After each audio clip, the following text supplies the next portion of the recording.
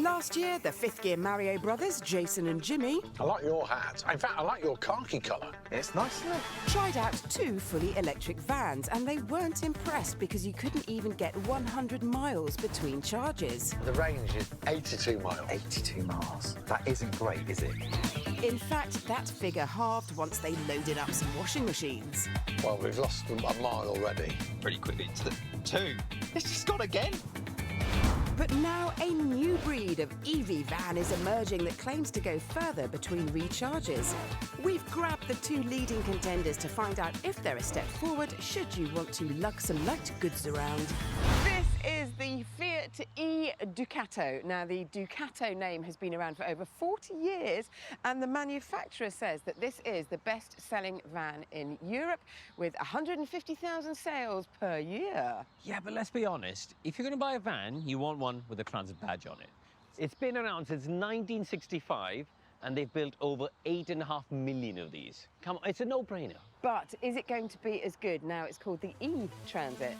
Fiat first? Why not? We'll be doing 3 tests today. The first will discover what the vans are like to live with. Ergonomically, immediately, I have brushed myself against the handbrake, which is quite protruding down there. So a couple of bits I've spotted straight away. Yeah. That there, that's got to be the Italian espresso holder, isn't it? Because your latte is definitely not going to stay in there. No, I agree with that. And then the other thing was, like, what's going on here? What is that doing? And then you've got that thing in the corner with a wire, like a visible wire coming out the bag. It's like they've just drilled a hole in to stick that panel in for the EV info. First impressions are that it lacks a little polish and practicality. Right, let's get my big van head on. But perhaps things will improve on the road. To assess the range of our electric vans, we drove them the same 7-mile route around Milton Keynes, the kind of urban multi-drop environment that these vehicles have been designed for. Crucially, because of the roundabouts and the number of traffic lights, your leaden foot will be vaguely kept under control. We'll take a note of the battery level at the start of our journey. 74% of battery charge. I'll write these down so I don't forget.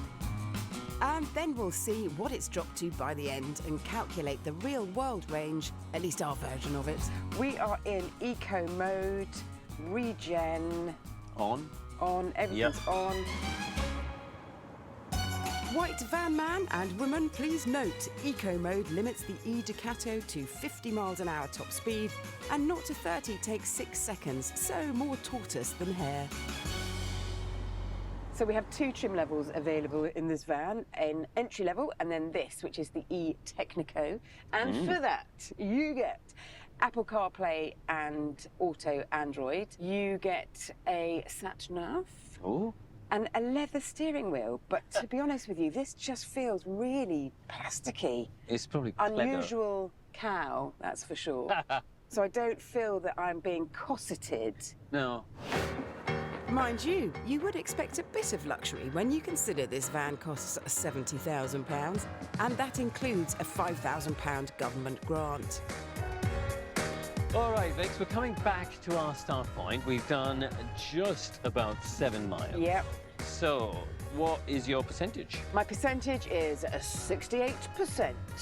Right, so you have used up 6% of your battery. Okay.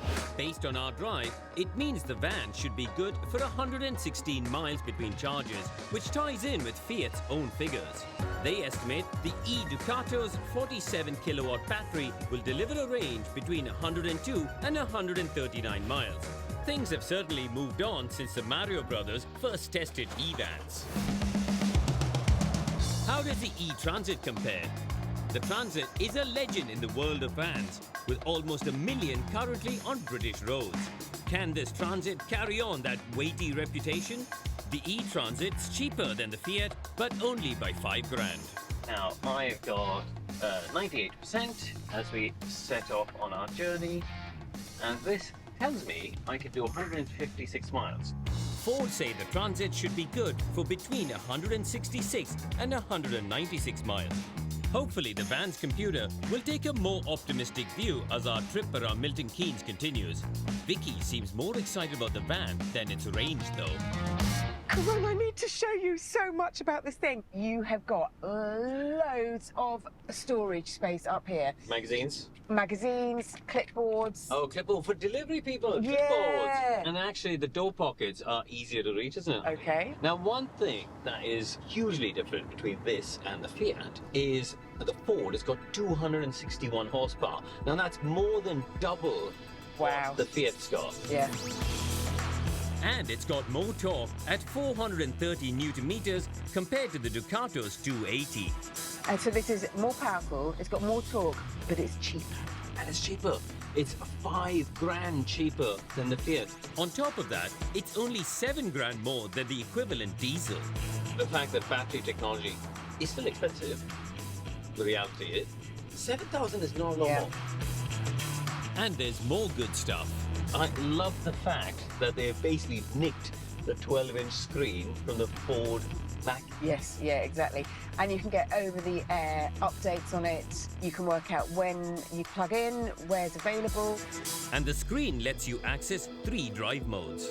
You got the normal, you got eco, and then you've got a wet mode, actually. It's Slippery. Yeah. I love it. Which basically is for people who aren't used to EVs and that instant acceleration, And it just manages the torque. Somebody's properly thought this through. This is it, we're done. Done and dusted. So, I've used just 3% of my battery to do a 7-mile drive, Yep. which on paper you go, well, that's only half the number of percentage that you have. However, this does have a bigger battery. It's got a 68 kilowatt hour battery. Based on our little test, the Transit could cover up to 200 miles between recharges, around twice what the E-Ducato could do. Although you could argue it's got a bigger battery, it's also a cheaper van. So that's not cheating. It's time for a verdict on our test 1, which is how good the vans are to live with. You've probably guessed our victor. Thanks for breakfast. I don't actually eat bacon, so you can have both of them. Yes. Result. So, Up front, I found that the Ford was more comfortable and more special. well, yeah. I mean, it just felt like they'd made an effort. The touchscreen was really good. The cubby holes were easily reachable. And, you know, the fact that the range is going to be pushing 200 miles, that's pretty Yeah. good. So the winner for this one then is the Ford E-Transit. I think the winner is you with your double bacon roll.